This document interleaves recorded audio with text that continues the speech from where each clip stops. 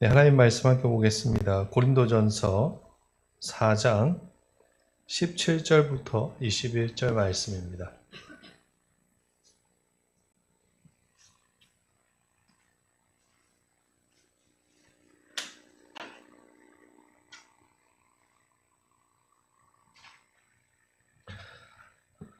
한 절씩 교독하겠습니다. 제가 먼저 17절 읽겠습니다. 이로 말미암아 내가 주 안에서 내 사랑하고 신실한 아들 디모데를 너희에게 보내었으니 그가 너희로 하여금 그리스도 예수 안에서 나의 행사 곧 내가 각 교회에게 가르치는 것을 생각나게 하리라.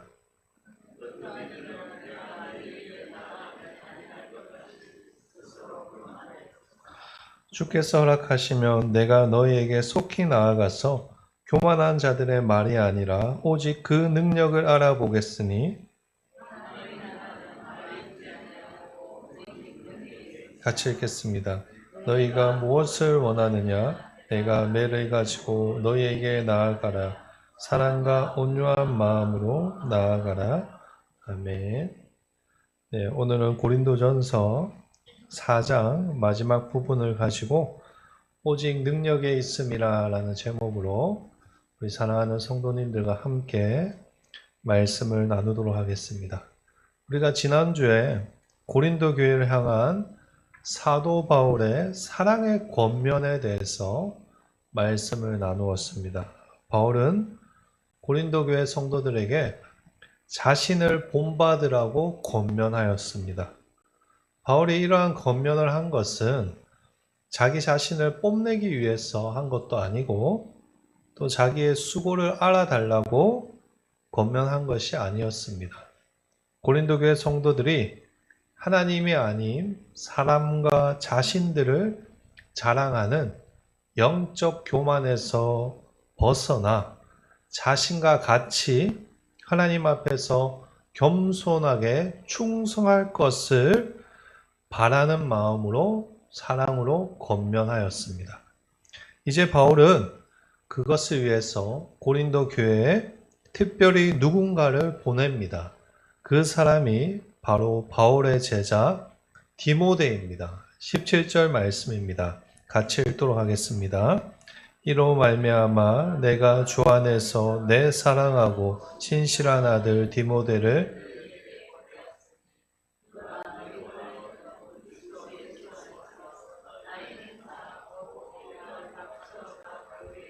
가르치는 것을 생각나게 하리라. 아멘. 이 17절 말씀의 시작이 어떻게 시작하는가 하면 이로 말미암아라고 되어 있습니다. 이것은 앞에 16절의 말씀, 즉 나를 본받으라 라는 말씀을 이어받는 것입니다. 따라서 17절에 이로 말미암아 디모데를 보냈다고 하는 것은 바울이 고린도 교회 성도들이 영적 교만에서 벗어나 바울처럼 충성하는 자들로 세우기 위해서 디모데를 특별히 보냈다는 것입니다. 17절에 나오는 이 디모데는 누구입니까? 바울이 가장 사랑하는 제자입니다. 바울이 제1차 전도 여행 때 디모데를 만났고 디모데가 바울의 제자가 되었습니다. 그리고 후에 2차 전도 여행 때 바울과 동행하면서 이 디모데가 복음을 전했습니다. 바울은 디모데를 아주 많이 신뢰하였습니다. 17절에 보면 바울이 디모데에 대해서 뭐라고 표현합니까? 사랑하고 신실한 아들 디모데라고 표현합니다. 자신의 친아들은 아니지만 아들같이 생각할 정도로 바울은 디모데를 아끼고 사랑하였습니다. 그런데 바울은 자신이 가장 아끼는 이 제자 디모데를 망설임 없이 고린도 교회에 보냈습니다. 사실 바울은 고린도 교회를 떠나왔기에 더 이상 고린도 교회에 신경을 쓰지 않아도 되고 간섭하지 않아도 괜찮았습니다. 그러나 4장 15절에서 살펴본 것과 같이 바울은 고린도 교회 성도들을 자신의 영적 자녀들로 여겼고, 그래서 사정상 자신이 가지 못하니까 자신의 가장 사랑하는 제자 디모데를 고린도 교회에 보낸 것입니다.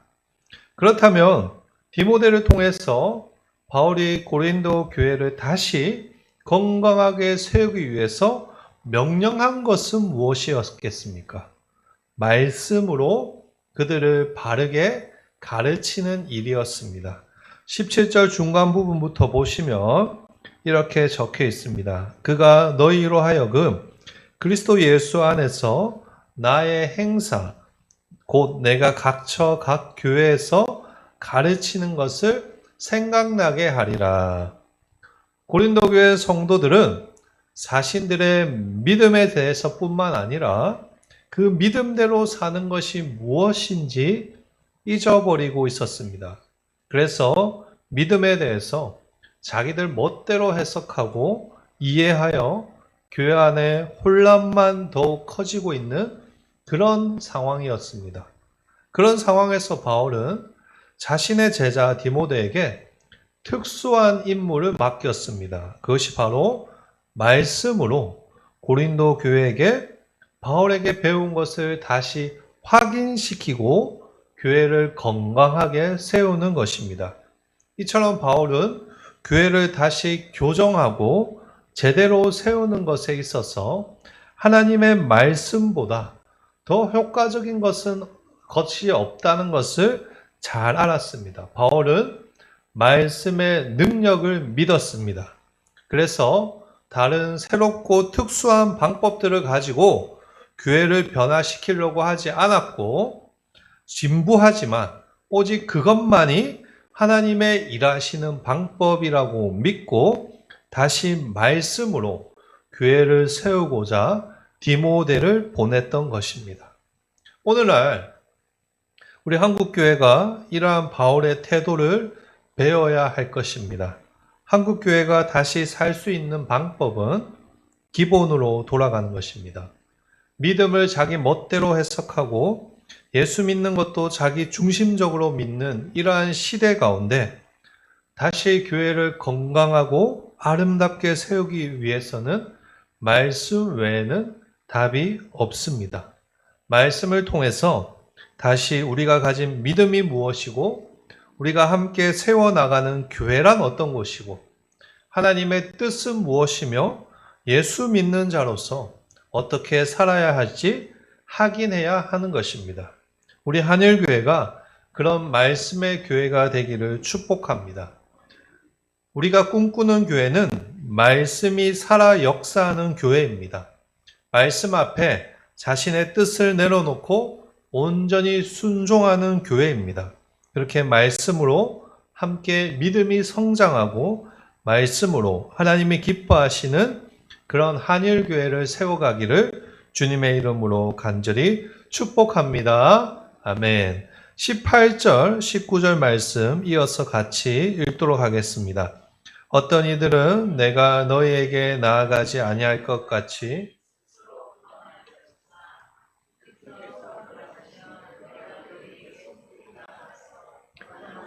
말이 아니라 오직 그 능력을 알아보겠으니. 아멘. 방금 읽은 18절 말씀에 기록된 것처럼 당시 고린도 교회 성도들 중에서는 바울이 고린도 교회에 돌아오지 않을 것이라고 생각하면서 한껏 교만해진 사람들이 있었습니다. 이 사람들은 바울이 고린도 교회에 오지 못하는 이유에 대해서 바울이라는 사람이 말도 못하고 외적으로 잘난 것도 없고 또 진짜 사도가 아니라서 오지 못하는 것이라고 사람들에게 거짓말을 하였습니다. 그들은 바울이 자신들로부터 공격을 받고 또 그로 말미암아 부끄러움을 당할 것 같아서 두려워서 오지 않는 것이라고 사람들을 선동하였고 오히려 자신들이 바울보다 더 높고 대단한 사람들이라고 교만하게 떠벌리고 다녔습니다. 그러나 19절 앞부분에 기록된 것처럼 바울은 자신이 고린도 교회에 가는 것이 주의 뜻에 달린 것이라고 천명합니다. 바울이 고린도 교회에 가지 못하는 것은 고린도 교회에 가는 것이 두렵거나 망설여져서가 아니라 단지 주님께서 그것을 허락하시지 않았기 때문입니다. 반대로 바울은 하나님께서 허락하시면 속히 그들에게 가고 싶다라고 이야기합니다. 그러면서 오히려 바울은 고린도 교회에 가서 속히 하고 싶은 일이 있다라고 이야기합니다. 19절 뒷부분입니다. 교만한 자들의 말이 아니라 오직 그 능력을 알아보겠으니, 바울이 속히 고린도 교회에 가서 하고 싶은 일은 교만한 자들이 말을 얼마나 유창하게 하는지, 얼마나 설득력 있게 말을 하는지 그것을 알고 싶은 것이 아니라, 바울은 그런 것에 관심이 없었고 교만한 자들에게 정말로 하나님의 능력이 있는지를 알아보겠다라고 한 것입니다. 왜냐하면 그들이 정말로 하나님의 나라를 위해서 일하는 사람들이라면 그 삶에 하나님의 능력이 드러나야 하기 때문입니다. 20절 말씀입니다. 20절 말씀 우리 같이 읽도록 하겠습니다. 하나님의 나라는 말에 있지 아니하고 오직 능력에 있음이라. 아멘. 여기 보시면 하나님 나라라는 개념이 등장합니다. 하나님 나라는 무엇입니까? 이 하나님 나라는 죽음 이후에 우리가 가게 되는 저 천국 하나님 나라를 의미하는 것이 아닙니다. 여기서 하나님 나라는 우리가 예전에 마가복음에서 살펴본 것과 같이 하나님의 통치를 의미하는 것입니다. 우리가 지금 하나님의 나라를 예수 안에서 누리고 있습니다. 믿으십니까? 하나님의 통치하심 가운데 하나님의 백성으로서 이 세상을 살아가고 있는 것입니다. 그런데 바울은 20절에서 밝히는 것과 같이 하나님의 나라가 무엇에 있지 않다라고 이야기합니까? 말에 있지 않다라고 이야기합니다. 하나님의 통치가 인간의 말로 이루어지는 것이 아니라는 것입니다. 세상적인 지혜와 웅변술로 하나님의 나라를 누리는 것이 아니라는 그 말입니다. 고린도 교회가 그것을 잘 보여주고 있지 않습니까? 거짓 지도자들과 교사들이 세상 지혜로서 철학에 대해서 이야기하고 자신의 지성과 웅변을 자랑하였지만 고린도 교회의 상황은 어땠습니까? 하나님 나라를 누리기는커녕 오히려 서로 분열하고 싸우고 있었습니다. 하나님 나라는 어디에 있습니까? 하나님의 나라는 능력이 있습니다. 여기서 능력이란 무엇일까요? 어떤 사람은 이것이 성령의 능력이라고 해석하는 사람도 있습니다. 그러나 여기서 바울이 말하는 능력이란 예수를 믿고 변화된 삶을 살아가는 그리스도인들이 가진 삶의 능력을 의미하는 것입니다. 좀 복잡한데 이것에 대해서 좀 더 쉽게 이해하실 수 있도록 예를 들어보겠습니다. 어떤 사람이 있었습니다. 이 사람이 항상 몸이 약하고 자주 아파서 하나님께 열심히 기도했습니다. 그랬더니 하나님께서 이 사람에게 건강을 회복시켜 주셨습니다. 그러면 이 사람이 앞으로 무엇을 해야 할까요? 그 사람에게 하나님이 주신 건강의 능력을 드러내며 살아야 됩니다. 자신의 건강을 염려하면서 집에만 틀어박혀서 아무것도 안 하고 있으면 하나님의 주신 그 건강의 능력이 드러날 수 있습니까? 드러날 수 없습니다. 하나님께 받은 이 건강을 잘 유지하기 위해서 계속해서 3끼 식사 제대로 챙겨 먹고 평소에 지속적으로 운동도 잘하고 하나님께 받은 이 건강의 능력을 발휘하면서 살아야 하는 것입니다. 마찬가지로 우리 그리스도인들이 하나님 나라를 이 땅에 이루기 위해서 가장 필요한 것은 능력, 즉 예수 믿고 새로운 피조물로 살아가는 자로서의 능력이 있어야 하는 것입니다. 말만 해서는 하나님의 나라가 임할 수가 없습니다. 신앙생활 하면서 믿음에 대한 말들을 장황하게 늘어놓는 사람들이 있습니다. 그러나 그것이 그 사람의 전부라고 한다면 그것은 심각한 문제입니다. 구구절절 옳은 말을 한다 할지라도 정작 그들의 삶에 하나님의 나라가 임할 수 없는 것입니다. 왜냐하면 말만 하고 변화된 능력의 삶을 살지 못하기 때문입니다. 말로는 하나님의 나라를 이룰 수 없습니다. 말만 하는 사람은 언제나 분쟁을 일으키고 남들의 마음에 상처를 줄 뿐입니다. 예수를 믿고 변화된 능력의 삶을 살 때, 그때 비로소야 하나님의 나라가 우리 가운데 임할 수 있습니다. 그리스도인들이 정말로 예수 안에서 변화되어 예수의 말씀을 따라 겸손하게, 정직하게, 또 인격적으로 성숙해져 갈 때 하나님의 나라가 교회와 우리의 삶의 현장 가운데 임할 수 있습니다. 그런데 바울이 보기에 고린도 교회의 교만한 자들은 어떻습니까? 믿는 자로서의 능력이 없는 것입니다. 오히려 바울이 보기에 그들은 말만 하고 교회를 무너뜨리고 있었습니다. 바울이 볼 때 그들은 단지 유창한 말로 사람들을 현혹하며 속이는 거짓말쟁이에 불과했습니다. 그래서 바울은 그들이 하나님을 믿는 자로서의 능력이 있는지 가서 속히 알아보겠다며 강력한 경고를 하고 있는 것입니다. 그러면서 바울은 이제 마지막으로 고린도 교회에 결단을 촉구합니다. 21절 말씀인데요. 우리 같이 한번 읽어보도록 하겠습니다. 너희가 무엇을 원하느냐?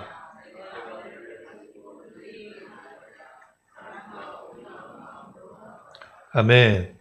계속 교만한 태도를 유지하고 말만 번지르르하게 하는 신앙생활을 한다면 내가 어쩔 수 없이 매를 가지고 갈 것이다. 하지만 반대로 고린도 교회 성도들이 교만한 마음을 버리고 구원받은 자로서의 능력을 나타내는 삶을 산다면 사랑과 온유한 마음을 가지고 갈 것이라고 이야기하는 것입니다. 양자 선택을 하라는 것입니다. 이것은 여러분 헛방이 아닙니다.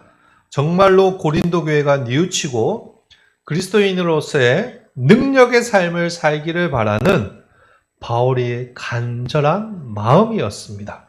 바울은 고린도 교회 성도들이 말만 그럴듯하게 하는 그리스도인이 아니라 자신들의 삶을 통해 하나님의 능력을 증거하는 하나님 나라의 백성으로 살기를 원했습니다. 바울은 그들이 다시 돌이켜 교회를 하나님의 나라가 임하는 하나님의 성전으로 만들어 가기를 소망했습니다.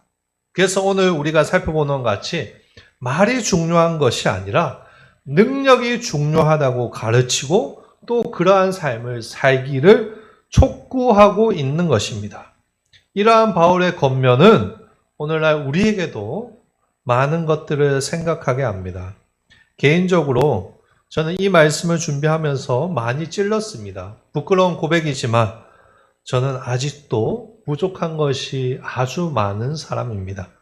하나님께서 이렇게 목사로 세워주셨고 그래서 하나님의 말씀에 대해서 매일 연구도 하지만 생각해보면 하나님의 능력을 보여주는 삶을 살지 못할 때도 꽤 많이 있는 것 같습니다.